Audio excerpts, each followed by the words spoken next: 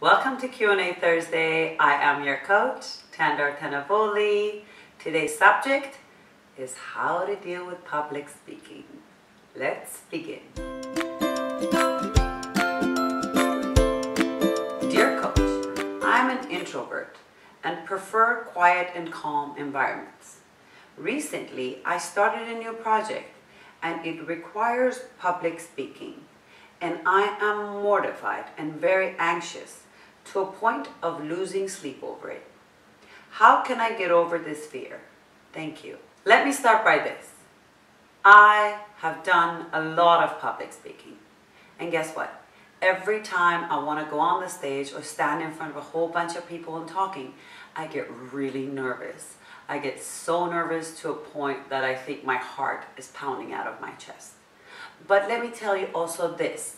It has nothing to do with being an introvert or an extrovert. All the feelings you're experiencing right now is you being scared of being judged, of making a mistake, of being less than perfect. And all those feelings are causing you to lose sleep over it and get so nervous. So I'm here to give you some tips that can help you get over this fear and kick it to the curb. So let's begin. Number 1, it's in your head. So go over to your heart.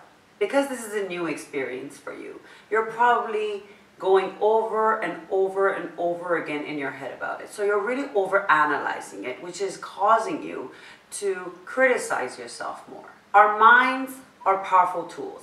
If we abuse it and think too much of something and try to get our heads around a certain situation that's making us nervous, guess what's going to happen?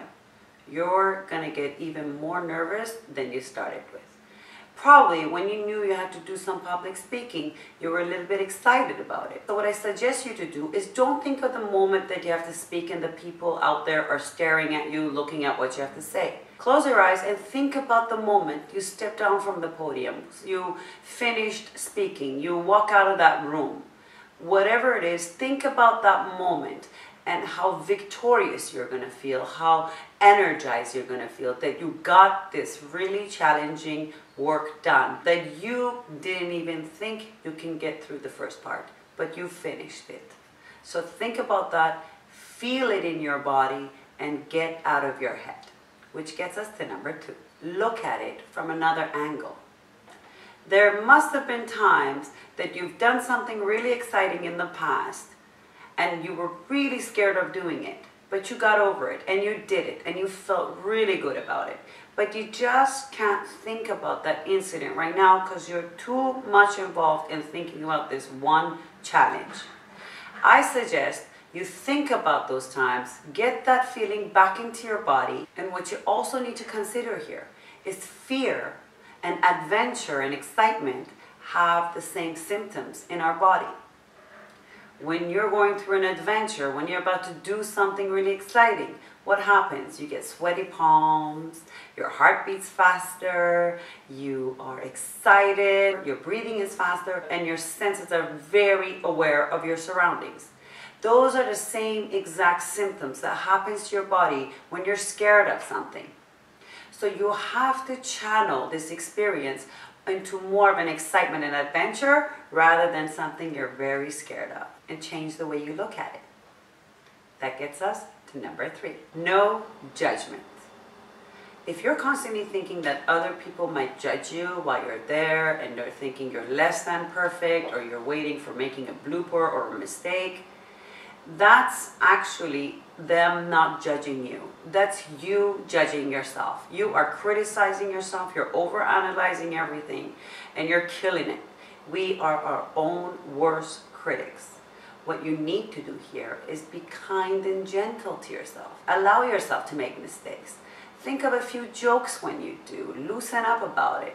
People who are sitting in the audience listening to you could not have done it better than you. Everyone gets nervous when they're public speaking. It doesn't matter how many times you go through it, those feelings still come, but this time they don't control you, you control them.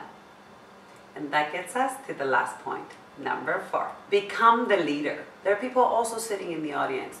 They do not use their voice, and you are doing just that.